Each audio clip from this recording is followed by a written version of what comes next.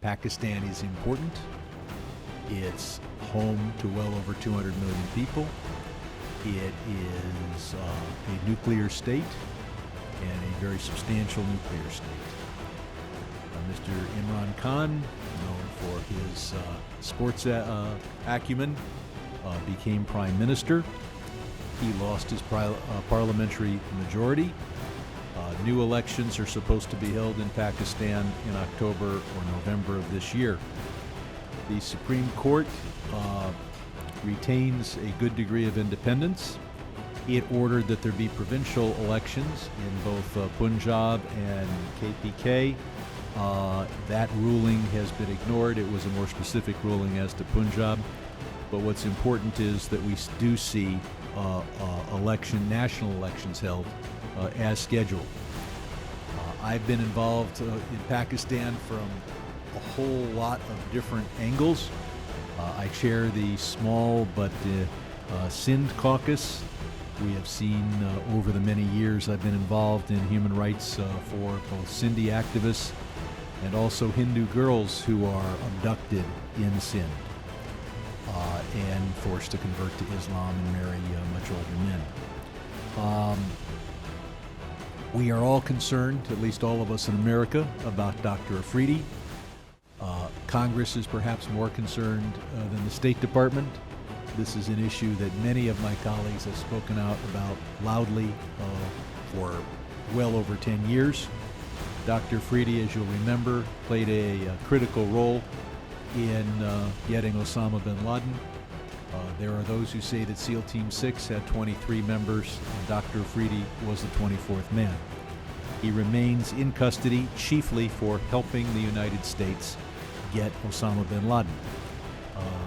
It's, I think, important to all Americans that that human rights abuse be focused on, even if it means a trade, even if it means a trade with someone where we would say, well, by justice, that person should not be traded.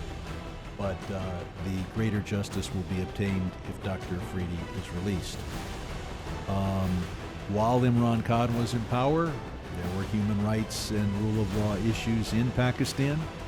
Today, he is the leading opposition figure. Many would say that he's likely to prevail in free elections. We'd have to see. But his speeches are banned from the media. He has been arrested on more than one occasion. We are dedicated to the rule of law, timely and fair elections, human rights, democracy, and freedom of speech. By way of additional information about me, I am the former chair of the Asia Subcommittee of the House of Representatives. In that role, we had hearings on Kashmir. Dr. Mahmood was one of the witnesses. And I am the number 2 ranking Democrat on foreign affairs, having served there for almost 27 years. Pakistan is a friend and partner of the United States. We work closely on regional challenges. We support Pakistan in times of need, particularly the devastating floods that hit Sindh and other parts of Pakistan, where we have contributed nearly $100 million. We, of course, support human rights and a pathway to and democracy and free elections. We don't involve ourselves in the internal governmental affairs. And look, I've occasionally got some coverage in the Pakistani press, and everyone, they try to write about me. Oh, you're with this candidate. Oh, you're with that candidate. I am not a citizen of Pakistan, and frankly do not know who would do the best job of providing a good government for the people of Pakistan. But America is dedicated to the rule of law and democracy. We do often call out, as I will call out now, for Pakistan to protect the right to speak, to organize, to demonstrate peacefully. We want to see a calm and orderly election in Pakistan. And one controversy is that when Imran Khan was first arrested, some of his supporters took to the streets. Some did violent things. The degree to which Imran Khan is responsible for that and what he said, I will say that as a politician, I have often stood in front of large crowds and say, go fight for our cause, never expecting them to burn down anything. And so far, thank God, as to my supporters, that is true. Maybe my speeches lack sufficient persuasive power, or maybe they understand that when I say fight, I don't mean burn. Pakistan has a long history of its military and intelligence services interfering with democracy and human rights. The last 15 months in Pakistan have been particularly tumultuous. In April of 2022, a parliamentary no-confidence vote that I alluded to earlier brought down the government of Imran Khan. Mr. Khan at that time thought that the U.S. was somehow behind that. I think he has walked back those statements, and in response to my questions at the Foreign Affairs Committee, there has been an unequivocal denial from the State Department by the very person that was identified by Imran Khan, our Assistant Secretary for South Asia. I would also point out that we don't, as Congress, we have not authorized, and we have not funded, and we have not authorized our funds to be used to support one side or the other, or to influence any parliamentary vote in the Parliament of Pakistan. The government of Mr. Sharif that has replaced Imran Khan's government has engaged in mass arrests and media bans. Prosecutors are pursuing numerous legal cases against Mr. Khan. As I pointed out, he's been arrested more than once. I'm particularly alarmed by the high-profile human rights abuses that have occurred, particularly over the last year.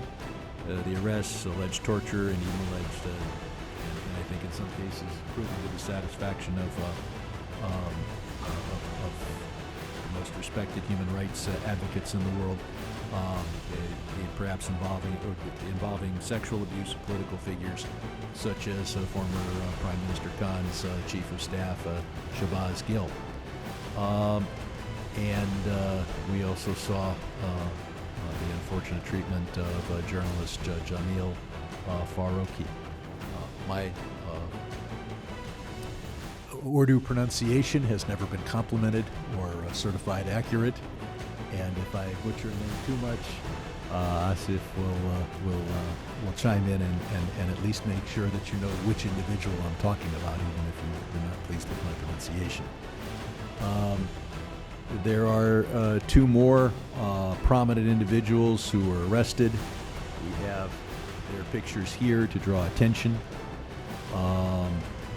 I should point out that after Imran Khan was taken by paramilitary forces on May 9th, there were violent protests by his followers, and then the president of Mr. Khan's party, which party of course is the PTI, Mr. Pervez Elahi, was arrested on June 1st. Dozens of top-tier and mid-tier leaders in the PTI have been arrested alongside hundreds of Khan supporters. Civilians who protested on May 9th are being tried in military courts. This is a relentless, on the one hand, there may be some who engaged in violent activities, but there appears to be a relentless campaign to silence and sideline the political opposition. Legal cases against the former prime minister, which are too numerous to count, and bans on the media covering his appearances, I think, go beyond the rule of law and democracy. To be sure, current and former leaders should be held to account for their wrongdoings, but prosecutors must be free of political influence. Amnesty International, who is joining us today, called these developments a disturbing demonstration of targeting critical voices and using the country's media regulatory authority to threaten press freedom. Overbroad use of bans on news and media publications constitute a violation of the right of freedom of expression. I will point out that those who want to silence speech always say, well, we're silencing false speech, we're silencing misleading speech. Well, just about everything any of my opponents has said has been false and misleading, but thank God I do not have the legal capacity to silence them. And those who want to silence speech always say that they're only silencing false and misleading speech. The answer to false and misleading speech is corrective and persuasive speech on the other side. I'm not here to wade into Pakistani politics, but to advocate for freedom of speech, due process, and even-handed application of the rule of law in Pakistan. The violence unleashed by Khan's followers on May 9th was clearly unfortunate and excessive. We all support peaceful protest, but not violent destruction. And it's, as I've said, what's critical is that national elections are held, that they are fair, free, and that the tabulation of those elections is monitored and transparent. The United States, as I say, we do not take sides,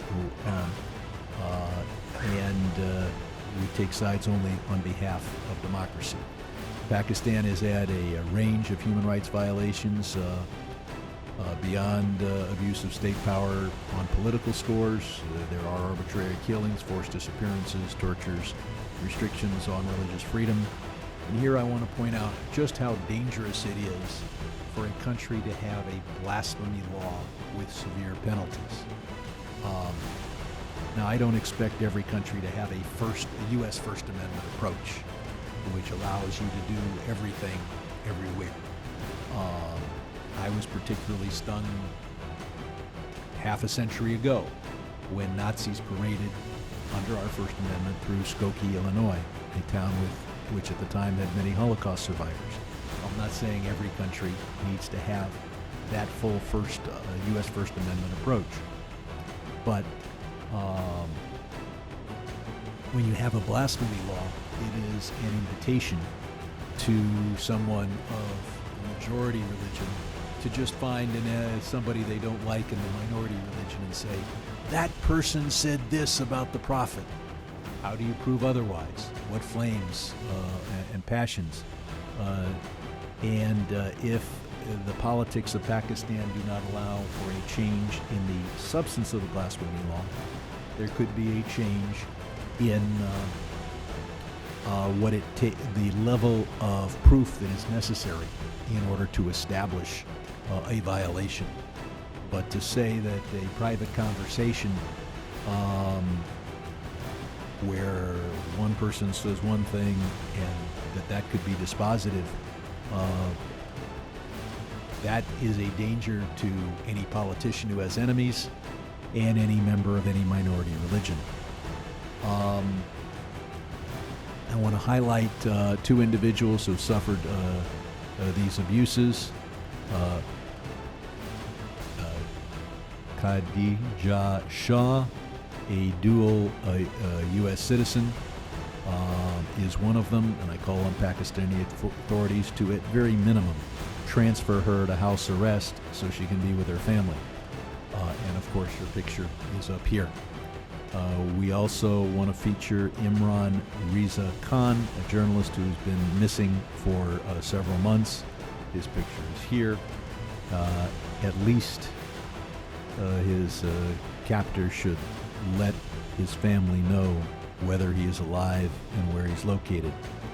The Sindhi community has faced particular elements of persecution and the forced conversions of Hindu girls, and as I've mentioned, there is one other issue I want to mention, that I have already mentioned, and that is Pakistani Dr. Afridi. We cannot say that we left no man behind as long as Dr. Afridi remains in prison.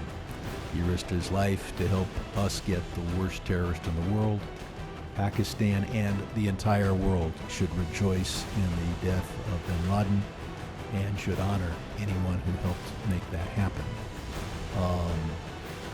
Of course, Dr. Afridi doesn't have an American family to have the demonstrations and to go on TV for him.